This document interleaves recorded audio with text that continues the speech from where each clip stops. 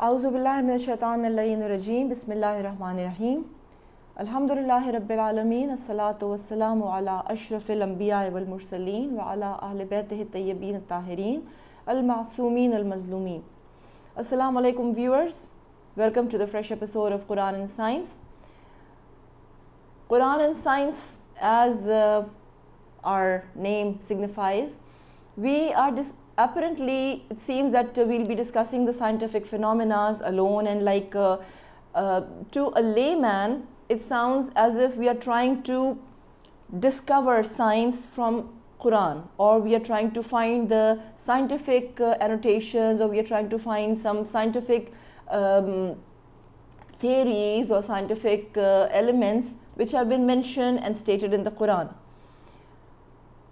The religion has actually been misunderstood for a long time, because to a layman, religion, even now, even in this modern period, religion only means a theology.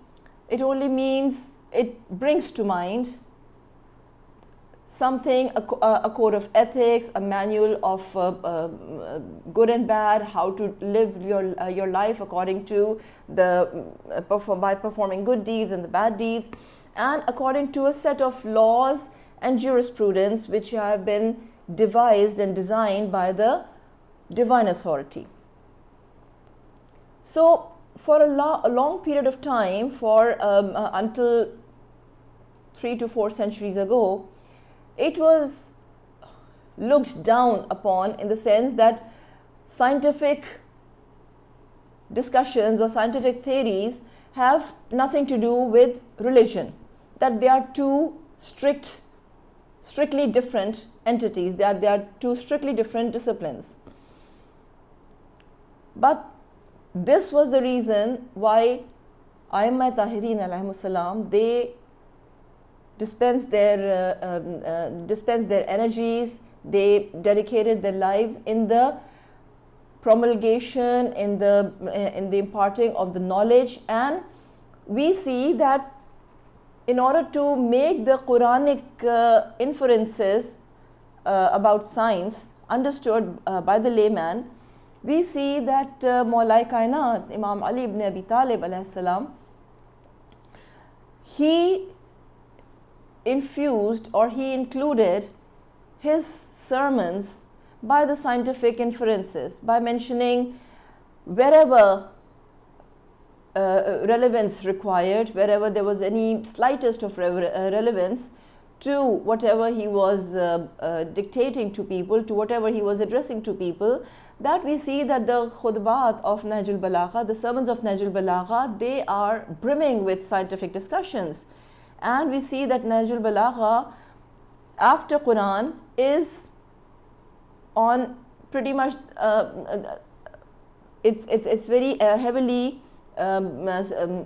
scaled out with the scientific inferences. We find the origin of the universe, the origin and the construction, the creation of the universe.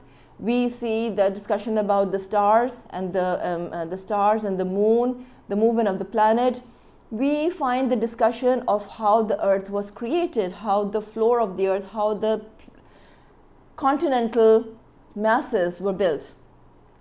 The first sermon discusses partly the creation of the universe, and also we often use it for the discussion during Dawul Arz, which will be in Ziqad, 25th Ziqad, that how the Almighty created the planets out of nothing, created planets out of the vapors, and how the planetary masses, or how the land masses and the Earth's crust was created.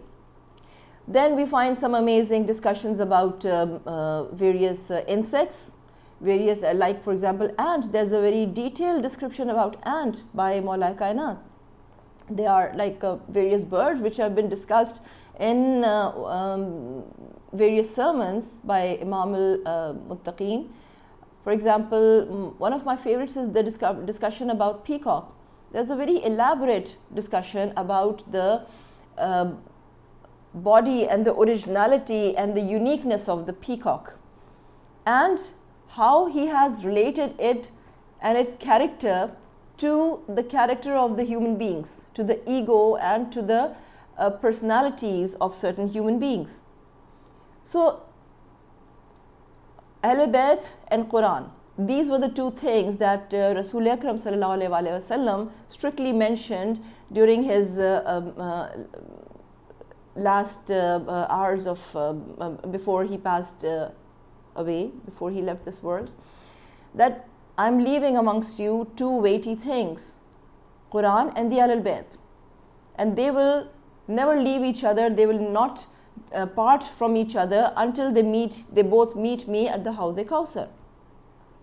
So this is why we see that in order to perfectly or correctly or accurately understand Quran, whether we want to understand the theological side of it, whether we want to understand the jurisprudence discussed in the Quran, or we want to understand the economy or the laws of inheritance, or we want to understand the discussion about the stars in the sky, about the universe, about the sun and the moon, about our earth itself, about how the climate works, about certain animals, about the various wonders around the world which human intelligence was unable to grasp, to understand. So science doesn't need to be dug out from Quran. Quran is actually science. Quran itself is the word of the Almighty, and from the beginning till the end, the entire text of Quran is science. This is how I have come to understand the word of Almighty, because now we have broadly categorized sciences as the mathematical sciences and the social sciences and the physical sciences, and the branches are numerous. But collectively, in a broader term, they've all come under the umbrella of sciences. So Quran is actually science. So religion, our religion, Islam, is the most scientific religion because it is based on science, because the Almighty, because our Creator, He created this universe on the principles of science. When we study the Big Bang, when we study the creation of the universe, how the Big Bang occurred, what happened before and after, when we study space and time, that is how the Almighty created out of nothingness. Like the Almighty challenges the intelligence. He said, وَمَا أَدْرَاكَ مَا لَيْلَةُ الْقَدْرِ. What do you know what Laylatul Qadr is? So that is the inference of what do you know what Big Bang is, what was before the Big Bang. Laylatul Qadr means the darkness, the total nothingness. So darkness is signified with nothingness. So before anything was created, there was darkness. And what do you know what darkness is? So there are multiple, they are not multiple, I mean there are numerous interpretations of Surah Qadr itself. And as one ponders deeper into it, as one delves deeper into the meaning and the exegesis, one finds amazing, wonderful explanations and wonderful inferences and theories discussed in the Quran. For example, with respect to our current topic, and that is the message of the Almighty, because spread across the word of the Almighty, spread across Quran, is that you don't ponder enough, you do not reflect. Why you do not reflect? Why you don't ponder? Why you don't look up and observe? Why you don't think? And I have produced these things, I have made available these things to you, and in them there are signs for those who ponder. There are signs for those who reflect. So that is why the first line, the first verse that was revealed upon our Prophet was to read. Iqra bismi rabbika allazi. And right after that, there was another cue of who are you? Who am I asking to read? Who is supposed to read? Iqra bismi rabbika allazi khalaq. Excuse me. Please excuse me. That the man has been created with a clot. So go ahead, find your origin, find out what the clot is, which is your origin, which gives rise to the whole development of the human embryo and also the other life species. And then the Prophet's quotes, very one like the seeking knowledge is the compulsory on every Muslim. Again, so that we do not put the book aside and only read it when somebody passes away in the community or in the family. It is the book for the living. It is not book for the dead. For the dead as well, of course, when we read the book and dedicate it to the deceased, definitely it packs a huge credits and huge sawab for the deceased. But at the same time, the living should also think while they are reading the dedication for the deceased, because it is the book for the living and to enhance our learning and our knowledge. And as Rasul Akram said, that wisdom is the lost property of the believer, and I believe this same is also a quote by Maulai Kainat, that wisdom is the lost property of the believer. So with the help of a few slides which we had shared with you in our previous program, I'll just give you a very quick recap before I take our discussion further. That's that the time and space was first started to measure by the help of the heavenly bodies. Those heavenly bodies, the stars and the sun and moon, these were used by the ancient astronomers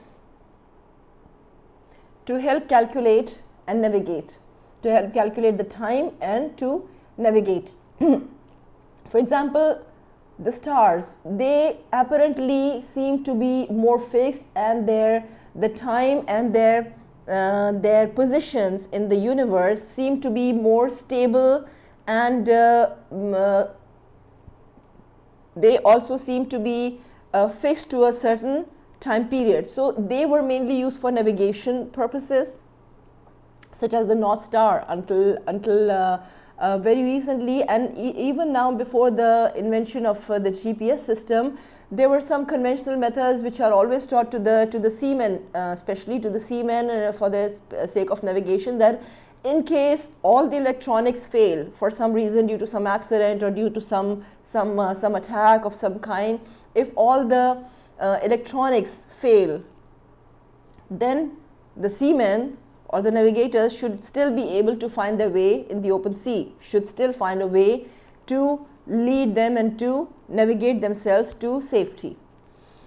So the ancients noticed that stars always rose at the same point. Other objects like the sun and the moon would vary with the time and season. And then monuments to ease that, so there were several instruments constructed to measure the movements of the sun and the moon, to calculate them and to help them build a clock. So sundials and the water clocks and the moon clocks. So monuments like Stonehenge were built aligned to certain days of the year and could act as calendars. Then the nilometers, they were basically there to calculate to predict the season, that how far is the season. So this is how they calculated the calendar, the year. They marked the year with the flooding of the river Nile. Then this was the movement of the sun.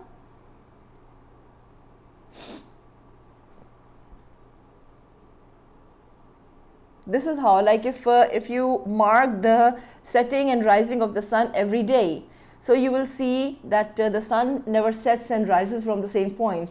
So this is what I discussed in the previous episodes as the mention in the Quran by the Almighty as the Rabbul Mashariq wal Magharib, that the Rabb or the sustainer or the Lord of many mashriqs, many easts and many wests. So that itself is an indication. And like I said, there are two inferences like Rabbul Mashriqain wal Maghribain, the Lord of 2 east and 2 wests, and at some other points the Almighty has called out that I am the Rabb of the Mashariq and Magharib, of many easts and many wests. So this is an example of the proof that there is not one east and there is not one west. And again, like the Almighty said, that it contains the signs for those who think, reflect and ponder. So coming to Surah Yasin, coming to the word of the Almighty, and Surah Yasin is one of the most frequently read surahs of the Quran, that most people, they read it on daily basis. And in Surah Yasin, please pardon me, this is from Surah Yasin. Surah Yasin, yes, it's read on daily basis and one of the most frequently read surahs, and it is also called the heart of the Quran. Surah Yasin is called the spirit or the life or the heart of Quran. So the verse 38 of Surah Yasin, the Almighty calls out that wal shamsu tajri li mustaqarrin laha, that we have created the sun and we have fixed its movement, we have fixed the orbit. Li mustaqarril is actually the fixation of the orbit, that we have fixed its orbit or the path, that the sun travels along a certain path, its designated path, its defined path. So the path or the orbit for the sun has been designated, has been marked, fixed, along which the sun travels its own path. For the planets, the sun only seems to rise and set, and that is also again because of the movement of the earth around its imaginary axis, that the movement of the sun, the rotation of the day and night during the 24 hours, it makes the sun appear as if it's setting and rising, although it's the earth which is moving along its axis. But it has been proven now that the entire solar system, the entire planetary system of our sun is moving along with the sun, because all the planets are held with the gravitational force of the sun within their orbits. And this verse that which indicates only that the sun has a fixed orbit. So it actually, again, if we Zalika Taqdeerul Azizul Hakim, that this is the designated path. So if when we study the orbit of the sun, the astronomers found out that it was, although the sun was going around an orbit, a fixed orbit, a designated orbit, but because of the gravitational force of the sun, which was holding all the planets of the solar system in their own respective orbits, is moving around another larger star. The solar system is located in the Hercules, in the constellation of Hercules, and in the galaxy, in the Milky Way galaxy. The Milky Way galaxy itself contains millions of nebulae, millions of constellations. So our solar system is moving at 12 miles per second in the constellation of Hercules in the Milky Way galaxy.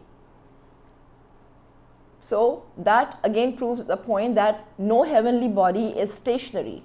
Every heavenly body, whether it's a star, it's a moon, it's planet, comets, they are all in a certain motion and they are all orbiting some larger body. So this actually, the position, the mark or the place where the sun is located is called the solar apex.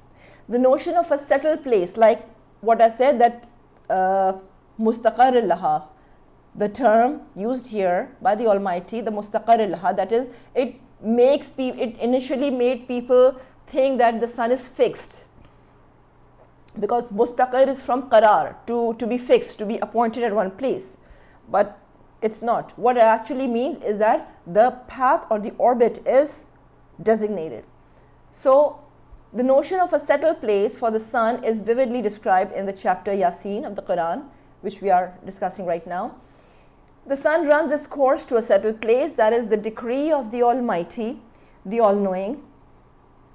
The settled place is the translation of the word mustaqar, which indicates an exact appointed place and time. Modern astronomy confirms that the solar system is indeed moving in space at a rate of 12 miles per second towards a point situated in the constellation of Hercules, or Alpha Lyrae, whose exact location has been precisely calculated. The astronomers have even given it a name, which is the name being the solar epochs. This verse 5 is from Surah Rahman, Al-Shamsu wal-Qamaru bi-Husban, and which we will discuss in more detail in our forthcoming discussions. But like I mentioned briefly in our previous episode also, that bi-Husban, or the tasbih, or the this verb husban, it indicates the movement, a rolling forward movement. So tasbih is actually the rosary beads, that when we read the tasbih, when we move the rosary beads along, so the beads being spherical, they also seem to be rolling forward or moving forward in a rolling position. So since all the heavenly bodies are also spherical in shape, their movement or their revolution or their movement along their path also seem to be moving in a rolling forward position, in a rolling forward movement. So that is why it's called, this particular movement is called husban or tasbih. Then I picked out at 12 different places that although there are many more verses in the Quran which indicate references to the calendar, to the times of the year, to various to the stars and the moon, and to the planetary systems, and to the universe. But these were about 12 verses which discuss something or the other related to calculation of time with respect to a calendar, a seasonal a calculation of a season, of a calendar, days and night, and marking our lives or planning our lives by making some kind of a timetable, making some kind of a schedule or calendar, which is with the help of the moon and the sun. Because wherever there's a mention of the sun, there's always mention of the moon.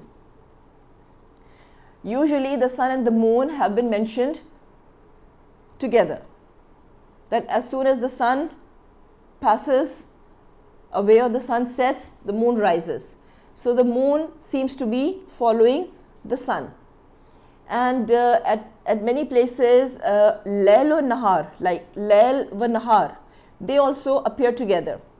These two terms also appear together, but Lail, meaning night, always precedes Nahar, meaning night and day. The scholars have discussed it, that the reason for night being mentioned before, that night and day, not day and night. Like in English, we usually say the day and night, but in the Quranic scripture, the Almighty uses Lail wa Nahar, that night and day. So it could also be indication that night is darkness and darkness is the absence of light. So before there is light, there is always darkness. So there is initially night, or there is initially darkness, that is Lail or night, and which is changed or which is converted into brightness by Nahar, that the day always enters into the night to brighten it. So this again is an indication for or an invitation to reflect and to ponder and to reason further, that what are the further mysteries of the universe that we need to explore. So this is the translation of verse 7, Surah 7, verse 54. Your guardian Lord is God, who created the heavens and the earth in 6 eons. 6 eons is normally, like for example, it's the original word of the Quran, original text of the Quran says fi sittati ayyam. Ayyam is the plural of yawm. Yawm usually is translated into day, that the heavens were created in 6 days. Same reference is found in Bible also, because the same relation or the same inscription is given in the Bible as well, that the universe or the heavens were created in 6 days. And according to the Jews, in the Jewish scriptures, it says that the God was busy for 6 days. He created the heavens in 6 days, and of course it was a tiring job, it was an exhausting job, so he rested on the 7th day, hence the Sabbath. The Sabbath or the 7th day, and Sabbath is also like Saturday is Sabbath day. So the Sabbath is the 7th day. So we see that among Jews, the Saturday is the weekly holiday, just like Friday is the week's most important day. Later became a holiday, but initially it wasn't a holiday, but it was one of the most important and the sacred days of the week, the Jum'ah, the Friday. Just like that among the Jews, Sabbath is the holy day, is the sacred day, because they believe that after completing the task of creating the heavens or building the heavens in 6 days, the 7th day the Lord rested. So eons or days, it's been described by the scholars as a period of time, as eras or a span of time. It could be a span of millions of years, because the time in the universe is calculated with the help of the light years. Because every planet, like I discussed in our previous episode, that every planet has its own day and night cycle, and every planet has its own annual cycle. The number of years, number of days in a year differ between every planet. They vary from one planet to the other. Like for example, Mercury's 1 year of Mercury, or number of days of 1 year, or 1 year being marking the one complete revolution or one complete orbital movement of Mercury around the Sun. That is completed in 88 days. Venus takes 229 days to complete one revolution around the Sun, hence marking 1 year. For Earth, it takes, according to the Gregorian calendar, which is a purely calculated calendar, it is neither purely solar nor purely lunar, because like I discussed in the previous episode again, that it is heavily based on calculations. And initially the Gregorian calendar actually had only 10 months, and there were some 60 days which were left here and there, and which were not given any name and which were not given any precise number. So Gregorian calendar initially had 10 months, and it later went through several modifications in the time of one king, then the other king, and the names of the months also changed from their original names, and until as of recent, until it came to be calculated as 365 days for every 4 year, and then 360 days every 4th year, marking the leap year. And then all 12 years or all 12 months have been given a certain name. Some names are given are based on the names of the kings, the Roman kings. Some names are given according to the gods, the Roman gods and goddesses. So the earth, who created the heavens and the earth in 6 eons, and is firmly established on the throne of authority. That kursi, that Allah's kursi, meaning Allah's throne, the throne of the Almighty, or meaning His authority, His might is rested. There is no throne, there is no big kursi somewhere in the sky, in the space, that if one tries to, look through a strong telescope and try to look for a chair or a big throne or somewhere. But like throne is, it's an indicative of the authority or the might of the Almighty. He covers the night as a veil over the day, each seeking the other in swift succession. Now this swift succession meaning just completed in a few hours, that one day is completed in 24 hours. So it varies from various parts of the earth, like in closer to the equator, the day and night are equally divided into 12 hours day and 12 hour night. As we move more and more away from the equator, as we move towards the poles, the duration of the night and day starts to vary. If the sun is if the northern hemisphere is leaning towards the sun, then the daytime hours are lengthened. We have a longer daylight time, a longer day, and a shorter nighttime hours. And vice versa, when the other hemisphere is leaning again away from the sun, then the nighttime hours are lengthened and the daytime hours are shortened. But they change in quick succession.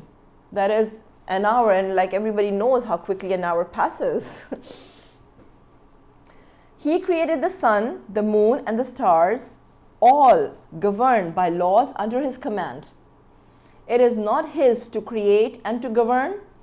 Is it not his to create and to govern? Blessed be God, the cherisher and sustainer of the worlds.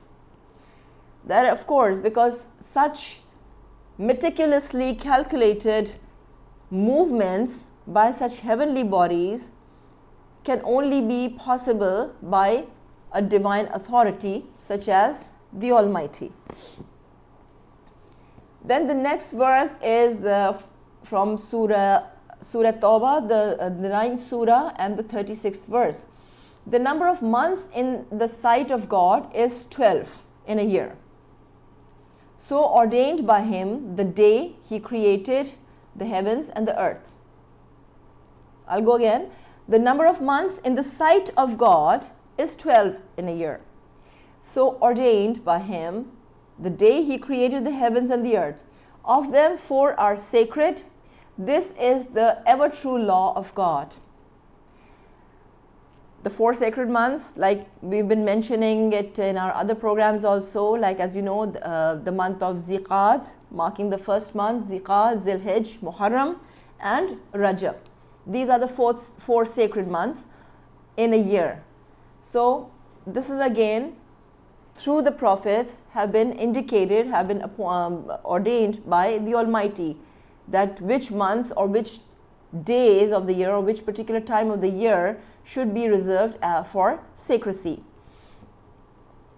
So wrong not yourselves therein, and combat the pagans altogether, as they fight you altogether. But know that God is with those who restrain themselves.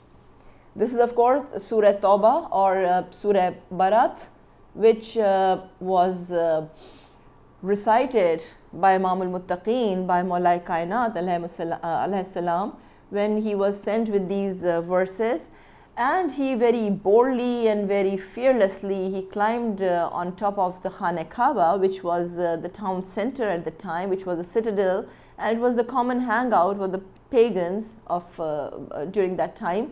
So everybody used to commonly gather around, and it was a common meeting place.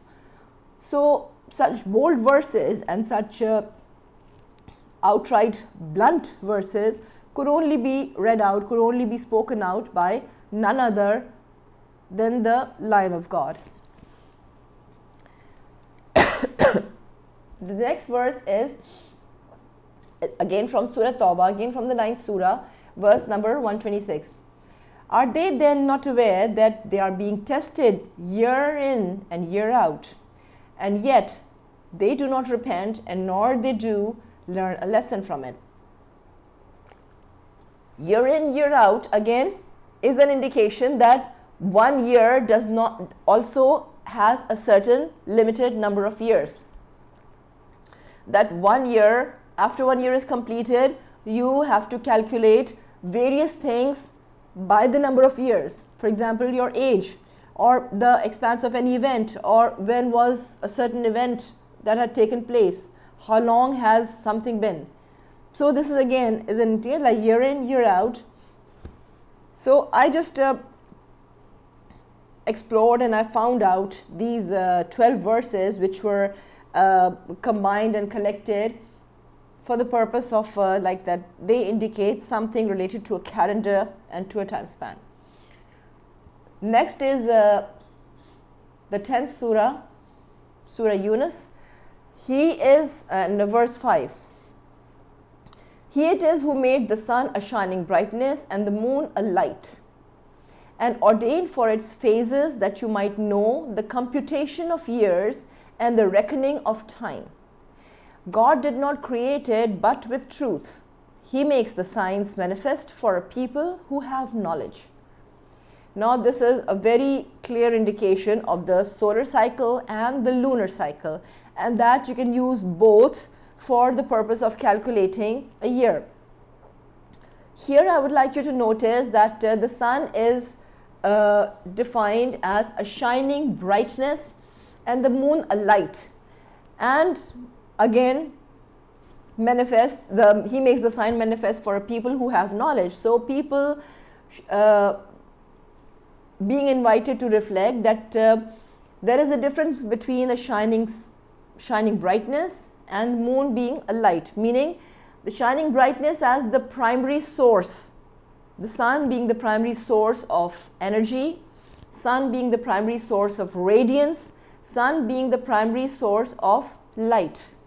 That because of the intense amount of energy, the intense radiation, the intensity of that radiance and energy is what gives the sun such a bright light. So it is the primary source which produces such a bright and blinding light. That light is reflected by an otherwise dark heavenly body, a small satellite like moon. Moon is a satellite, or any moon around any planet, like the earth only has one moon. Some planets have as many as 28. I think Jupiter has 24 moons. Saturn has 28. Uranus has 18 moons, and Neptune has 9 moons. Mars has 2 moons itself. So Earth, thank heavens, it has only 1 moon. All right. So that moon, or initially being a satellite to the planet Earth, is by its it's originally dark. It's by its chemistry, by its composition, it's dark. It does not give off any kind of luminance, any kind of light or brightness. The extreme shining brightness of the sun falls on the satellite or on the planets and reflects that light.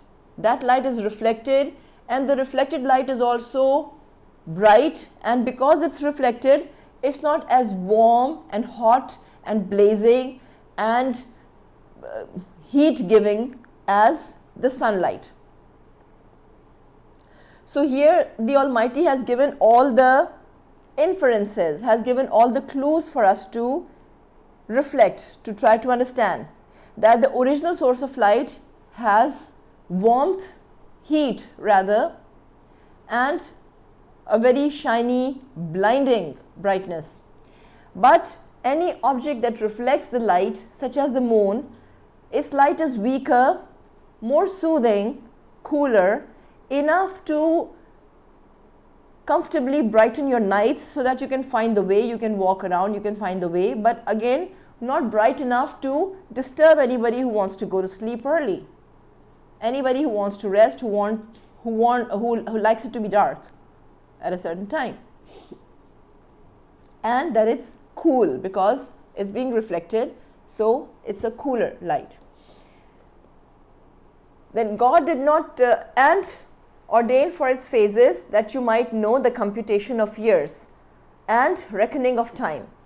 Again, we know now that moon has its phases, that we see that from the first of the first of the moon sighting, the first time of the moon sighting, that it's a very, very fine, thin sliver. That sliver grows and wanes into full moon in 15 days. It completes, or it shows up full in 15 days.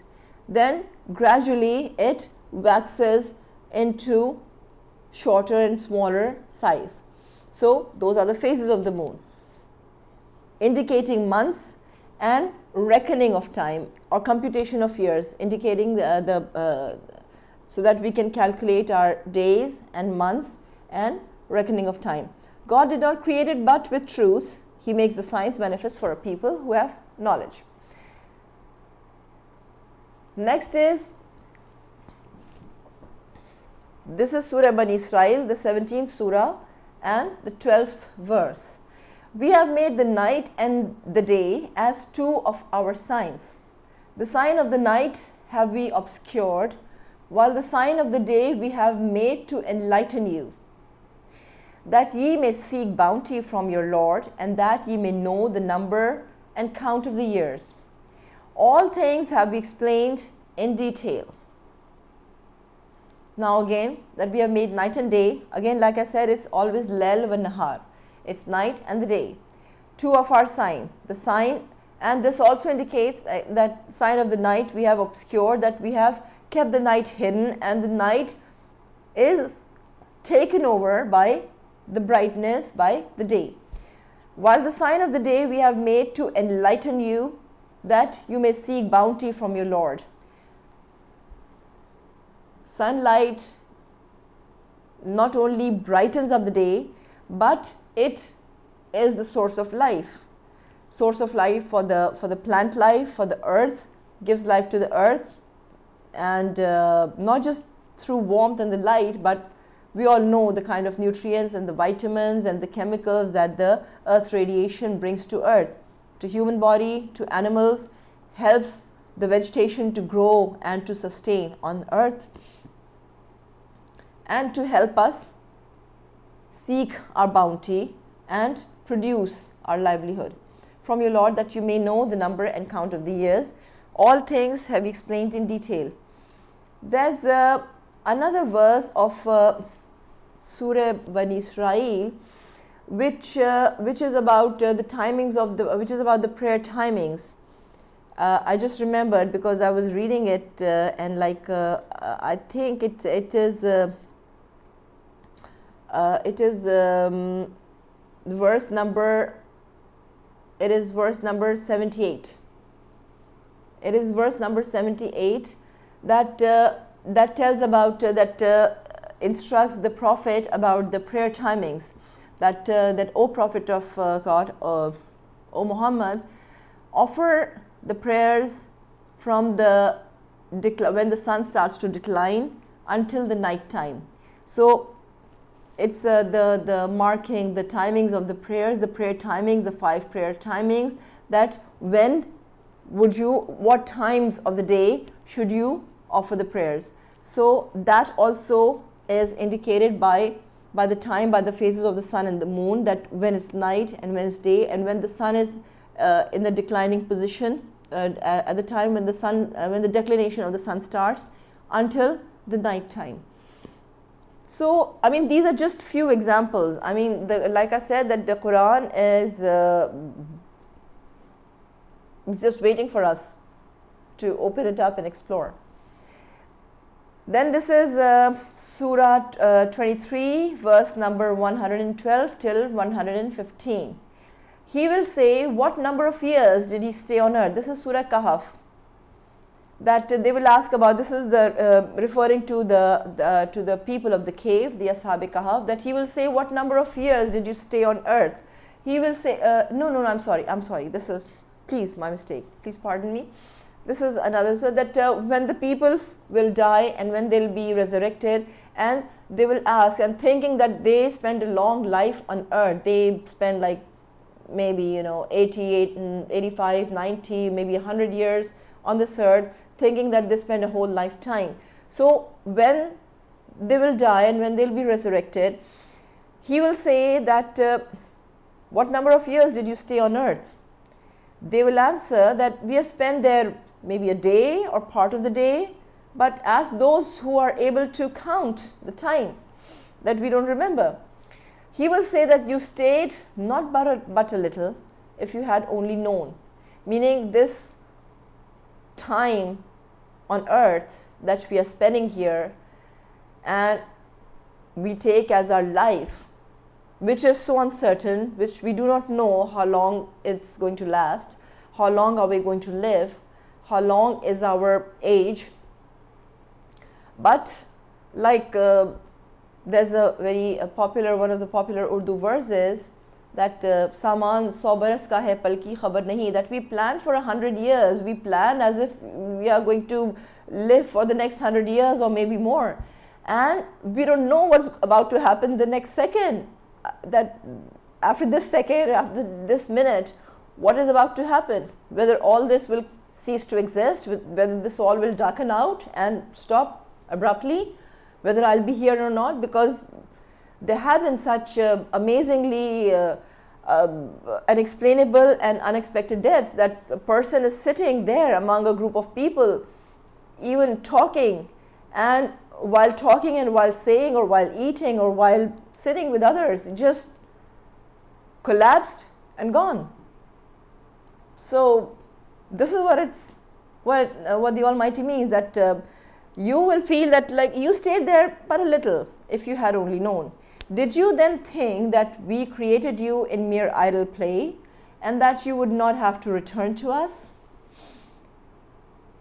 Then this last one is from Surah Asr, the very popular surah which we also read in our day, like in our everyday prayers, and like by the token of time, wal asri innal insana lafi khusrin, like by the token of time through the ages.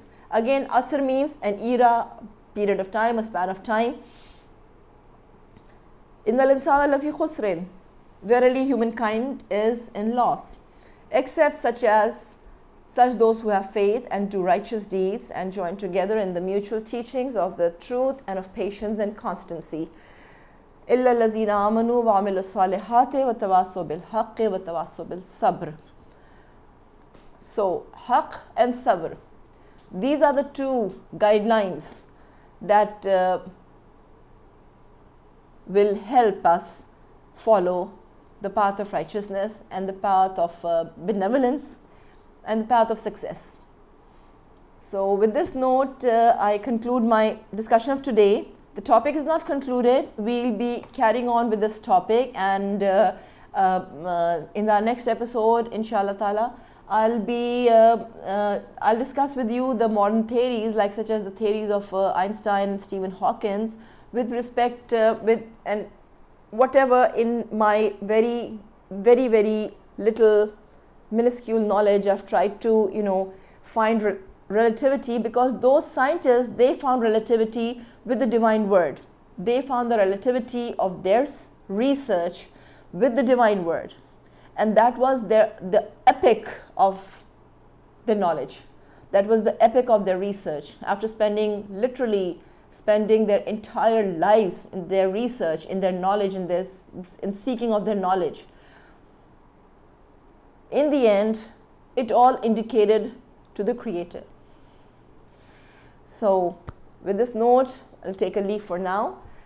Take care of yourselves, take care of your loved ones, the others around you, and let's all try to be an exemplary and a model citizen, a model person, an example to the humanity, just as Imam al-Sadiq alayhi salam said that our Shia, our follower, should be the one that people would see him walking on the street and would know that this person definitely has to be a follower of the Ahlul Bayt. So let's all join each other and help each other out in bringing out the best in us during these months of Shaban, which is very quickly passing, and the forthcoming month of Ramadan. Keep us in our prayer. Keep us in your prayers. Keep me in your prayers and the Vilayat team. And take care of yourselves. Wa akhiru dawana anil hamdulillahi rabbil alameen.